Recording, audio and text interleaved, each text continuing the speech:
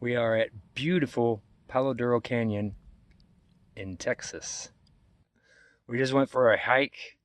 There's a couple miles, the trail was a couple miles long.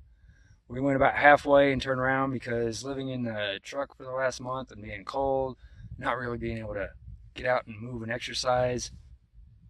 Eve got tired before the rest of us. She was getting a little warm, so we decided to turn around and come back.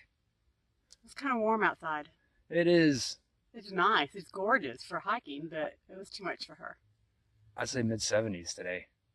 And being that we're all kind of out of shape right now, especially her, we chose to turn around and not risk it. But right now, we're going to go see if we can find a ranger to talk to. Come on.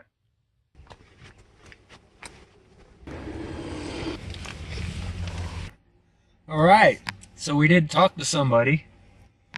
What would you call it? Park personnel. It was not a ranger supervisor. We can get them on video, but anybody under them, they're not allowed. But we did find somebody. We did ask some questions, and here's what we got. In this particular state park, Palo Duro Canyon State Park in Texas, it is, especially in the summer, the busiest state park in the state. It is gorgeous out here. They have multiple deaths every year. Most of that is from falls, from people trying to take a selfie and getting too close to the edge, or heat stress, dehydration. And you don't have the tall trees. There's several days where they said is what? 113 in the shade. In the shade. That's insane. It's Texas. It's summer. And something else she said that I thought was very interesting. The canyon walls are made of clay, and she said that the heat, when it gets into the clay, it radiates even more heat. So you've got the heat from the sun, and then you get into that canyon, and it's just even hotter. It's like an oven. Something I thought was very interesting is that she said they have regulars that come out here, and that she calls them their lifeline to the tourist. She said they will keep an eye on them. Between the rangers and the tourists. Right. That the regulars, when they're out there on the trails biking or hiking, that they'll carry extra water, and that they will keep an eye on the tourist and pass out water. And if they have any problems, or if they're having any issues, then they'll come up here to the station, ranger station, and let them know, kind of report it. We got off of this trail. It was 3 o'clock, 3 p.m. It is only a 2-mile trail, but it's all uphill. It's a 2-mile trail one way. One way. And when we looked at the map, we even missed that. So they give you a map, and it tells the trails and the distance. So, it gives you the mileage, but it says one way. And so it's 2 miles, 2-something miles one way. Well, if you're not paying attention, then you think, oh, this is 2 miles. But that's one way, so you have to double that. So it ends up being 5 miles by the time you come and go.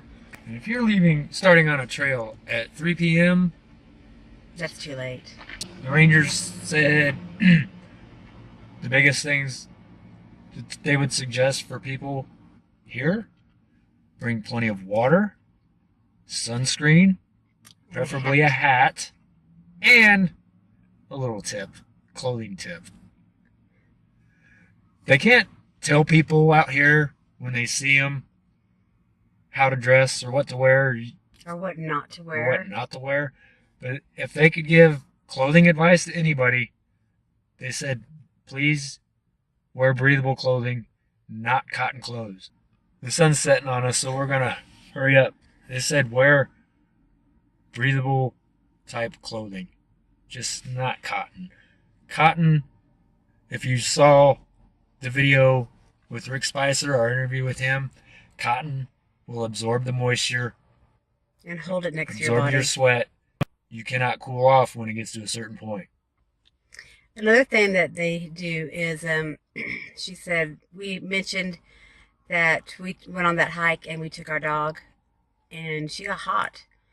And so we didn't finish it. We turned around halfway. And she said that they have a speech that they give to dog owners because they have had several instances where they've had injuries, dog injuries. Their paws have melted off, and they've even had some deaths. They have multiple dog deaths a year here. We put Eve's, her little booties on her, and because we just didn't know what the terrain was like. We didn't know. It's pretty rugged out here. And so we put her booties on, and she got, they kind of make her hot anyway. So we got up there, like I said, halfway, and gave her water, stopped, cooled off, took her booties off because the terrain wasn't that bad. And she cooled off by the time we got back. And it was only 70 degrees out here today. And it was hot. The sun was out, and it was bearing down.